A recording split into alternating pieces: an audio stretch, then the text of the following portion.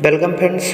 Today we are presenting a beautiful story that is related to humiliated and avoided peoples. Story is the death of a government clerk. So let's start the story.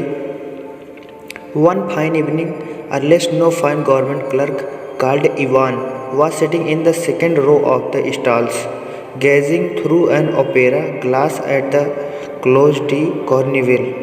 He gazed and felt at the asim of bliss, but suddenly in story one so often meets with this, but suddenly the authors are right. Life is so full of surprise, but suddenly his face pucked up, his eyes disappeared, his breathing was arrested. He took the opera glass from his eyes, bent over and apchi. He sneezed as you perceive. It is not reprehensible for anyone to sneeze anywhere. Pigeons sneeze, and so do police, superintendents, and sometimes even private councillors. All men sneeze.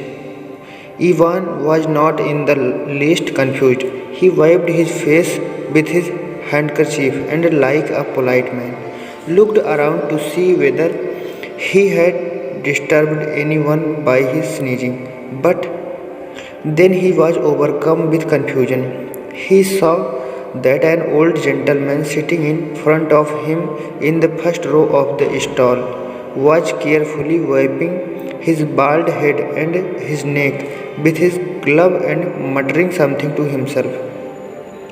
In the old gentleman, Ivan recognized Brizol, a civilian general serving in the Department of Transport. I have spotted him, thought Ivan. He is not the head of my department, but still it is awkward. Must apologize. Ivan gave a cough, bent his whole person forward, and whispered in the general's ear, "Pardon, Your Excellency, I spotted you accidentally. Never mind, never mind. For goodness sake, excuse me.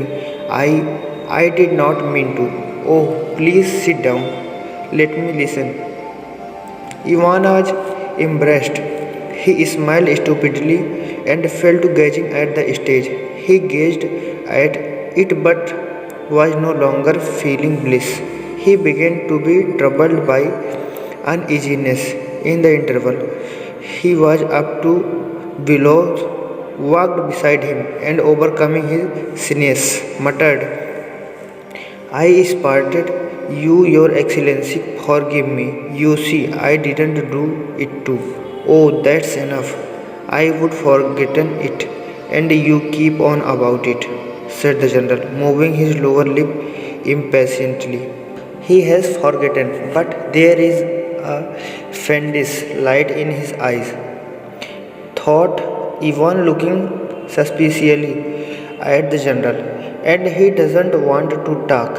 I ought to explain to him that I really didn't intend, that it is the law of nature, or else he will think I meant to spit on him. He doesn't think so now, but he will think so later." Oh, getting home. Ivan told his wife of his breach of good manners. It struck him that his wife took too frivolous a view of the incident. She was a little frightened, but when she learned that Resolve was in a different department, she was reserved. "Still, you had better go and apologize," she said, "or he will think you don't know how to behave in public." "That's just it. I did apologize, but he took it somehow queerly. He didn't say a word of sense. There was not time to talk properly." Next day, Ivan put on a new uniform, had his hair cut, and went to Brizol's to explain. Going into the general's reception room, he saw there a number of petitioners, and among them the general himself, who was beginning to interview them. After questioning several petitioners, the general raised his eyes and looked at Ivan. Yesterday at the Arcadia, if you recollect, Your Excellency, the letter began. I sneezed and accidentally sparted. What nonsense! It's beyond anything.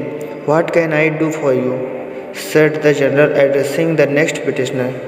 He won't speak, thought Ivan, turning pale. That means that he is angry. No, it can't be left like this. I will explain to him. When the general had finished his conversation with the last of the petitioners and was turning toward his inner apartments, Ivan took a step toward him and muttered, Your Excellency, if I venture to trouble Your Excellency, it is simply from a feeling, I may say, of regret. It was not intentional. If you will graciously believe me, the general made a Larry Moss face and waved his hand. Why are you simply making fun of me, sir? He said as he closed the door behind him. Where's the making fun in it? Thought Ivan, there is nothing of the sort. He is general, but he can't understand. If that is how it is, I am not going to apologize to that fine foreign anymore. The devil take him. I will write a letter to him, but I want to go. By Jove, I won't. So thought Ivan as he walked home. He didn't write a letter to the general. He pondered and could not make up that letter. He had to go next day to explain in person.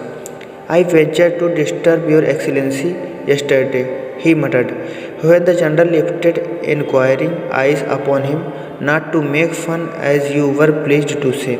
I was apologizing for having spotted you in sneezing, and I did not dream of making fun of you. Should I dare to make fun of you if you should take to making fun? Then there would be no respect for person. There would be.